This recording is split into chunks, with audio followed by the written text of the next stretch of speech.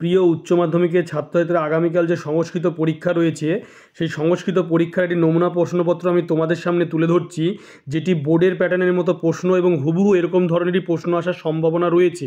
কী সেই প্রশ্ন সেগুলি তোমরা দেখে নাও। দেখতে পাচ্ছ প্রথমেই যে এমসিকিউটি রয়েছে গদ্যাংশ, সেটি রয়েছে আলী পর্বার ভাইয়ের নাম কি, উত্তর হবে কশ্যপ।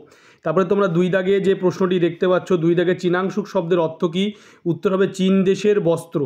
তিন দাগে তোমরা যে প্রশ্ন দেখতে পাচ্ছ আর্যভট্ট বর্ণনম এর মূলগ্রন্থটি কী ধরনের কাব্য, এটা হবে চম্পু। তারপরে চার দাগে যে প্রশ্নটি রয়েছে কনক শব্দের অর্থ কী, উত্তর হবে সোনা। তারপরে তোমরা দেখতে পাচ্ছ যে পদ্যাংশ শঙ্কর মৌলি বিহারিণী পদটি কোন বিভক্তিতে আছে, উত্তর হবে সম্বোধনে। তারপরে প্রশ্ন দেখতে পাচ্ছ কল্পলতা কাকে বলা হয়েছে, উত্তর হবে গঙ্গা। তারপরে তোমরা পরের প্রশ্নটি রয়েছে কর্মযোগ ভগবদ্গীতার কোন অধ্যায় আছে, এটা হবে তৃতীয় অধ্যায়। এরপরে প্রশ্ন রয়েছে গঙ্গা স্তোত্রমের রচয়িতাকে, উত্তর হবে শঙ্করাচার্য।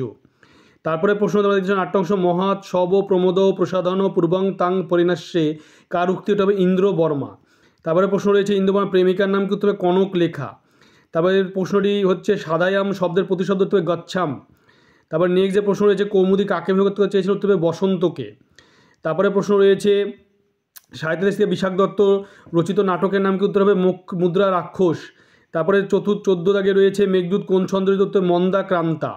তারপরে প্রশ্ন রয়েছে মিচ্ছক কটিকম কী ধরনের রচনা, উত্তর হবে প্রকরণ।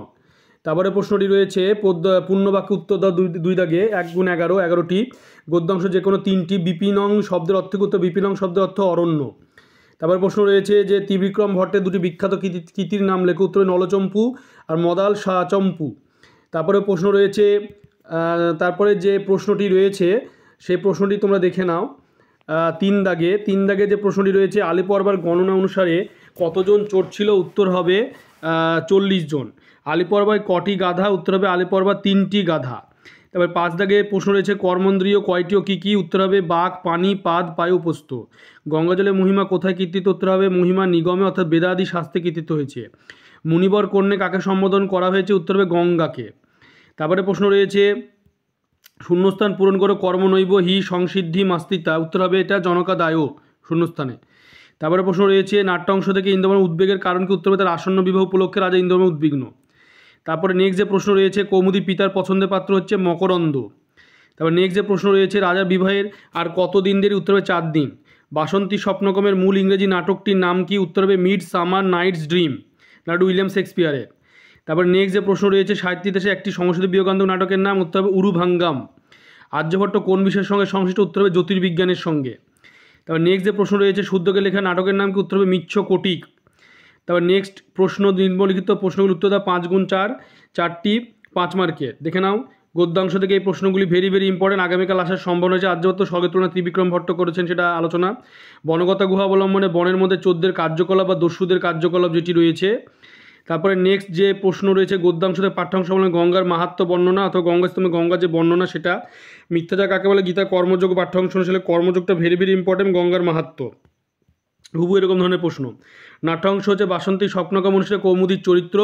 আর বিজয়তাম অস্মাকাং অবনিপোক্তটি কার অবনিপকে বক্তাদের কাছে কেন এসেছিলেন। এবার নেক্সট যে প্রশ্ন রয়েছে সাহিত্য ইতিহাসে মহাকবি কালিদাস রচিত মেঘদূত বিষয়ে সংক্ষেপে আলোচনা করো। আর প্রাচীন ভারতে গণিত চর্চা জ্যোতির্বিদ্যা চর্চা সম্পর্কে লেখো। তা নেক্সট যে প্রশ্ন রয়েছে ভাব সম্পোষণ ততহং দ্রুততরং কাম নগরং নির্বৃত্ত অশক্ত হ্যাচরণ কর্ম পরাম্মা প্রণতি পুরুষ। তারপর নেক্সট যে প্রশ্ন রয়েছে তোমরা দেখতে পাচ্ছ 5 দাগে কারক বিভক্তিগুলো তোমরা দেখে নাও, আমি আস্তে আস্তে তোমাদেরকে দেখিয়ে দিচ্ছি, তোমরা দেখে নাও।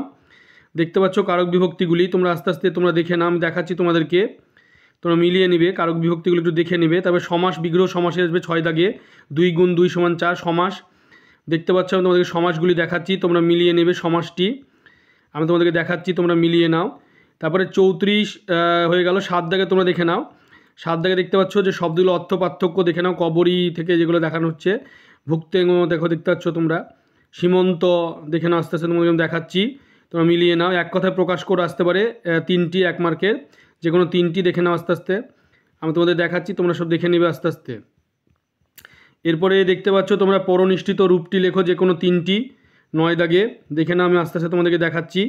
এরপরে 10 দাগে রয়েছে তোমার যে কোনো একটি প্রশ্নের উত্তর দাও 5 মার্কের। ভারত আর্য ভাষা বিভিন্ন স্তর সম্পর্কে লেখো। তারপরে রয়েছে যে ইন্দো ইউরোপীয় ভাষাগোষ্ঠীর 10টি শাখার নাম ও সংক্ষেপে পরিচয় লেখো।